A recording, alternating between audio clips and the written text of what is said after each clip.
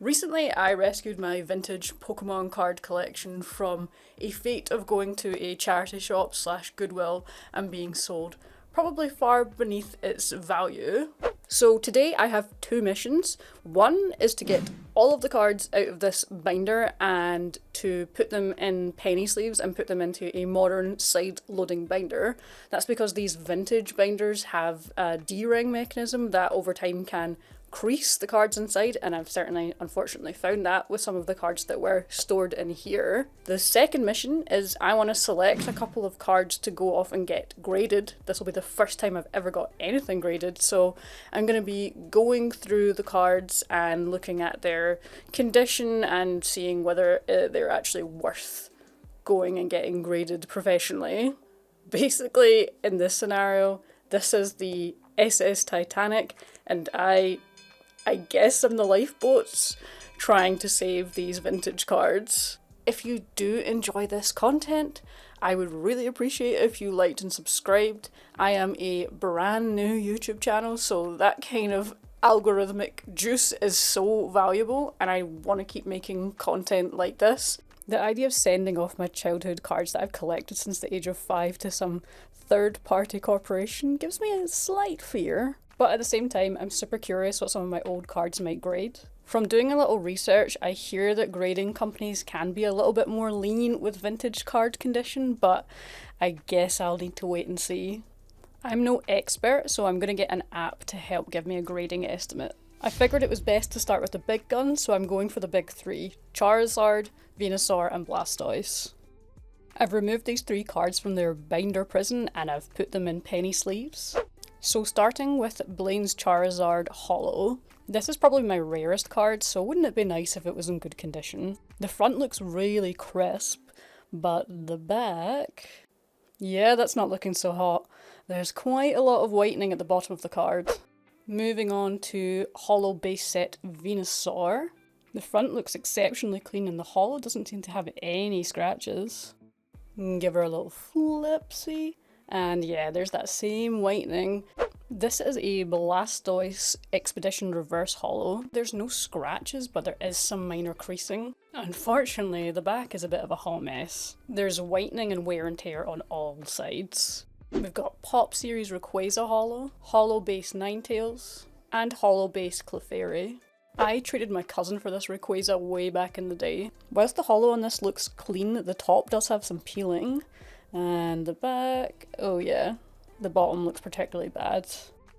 Moving on to Holo Clefairy. This is a very clean card on the front, no major scratches to the holo, but the back may humble me. Oh shite. What in the hell is that?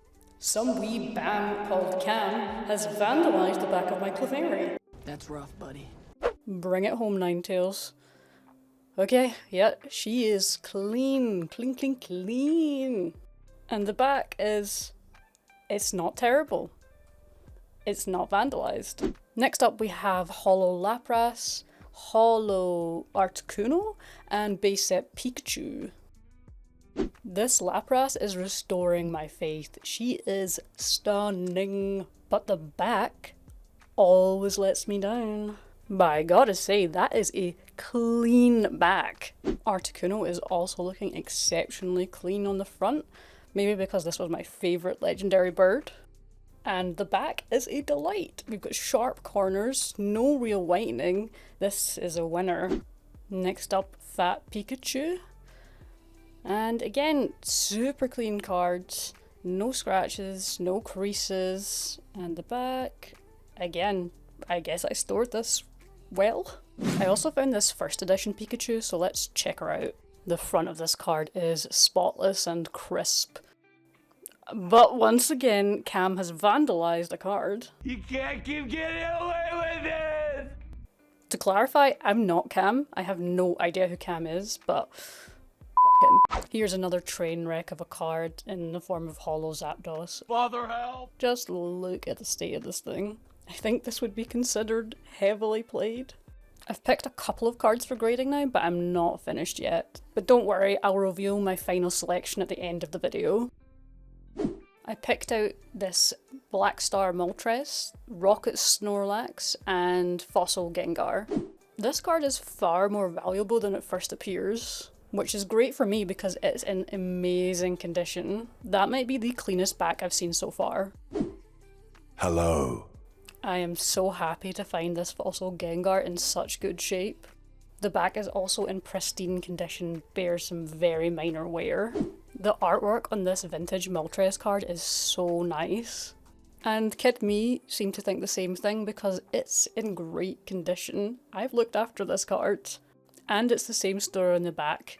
Look at her! This card is definitely not going to get graded, but yeah. I think Venomoth may have actually had a moth get at it. Would this be considered cannibalism? I went through a bunch more cards, and I probably will send some of them to grading in the future, but I didn't want to send a massive batch for my first ever grading. I'll be sending my cards to Ace in the UK. The idea of sending my cards overseas gives me the fear, so I want to stay kind of local for now. But that doesn't mean I wouldn't consider somewhere like PSA in the future.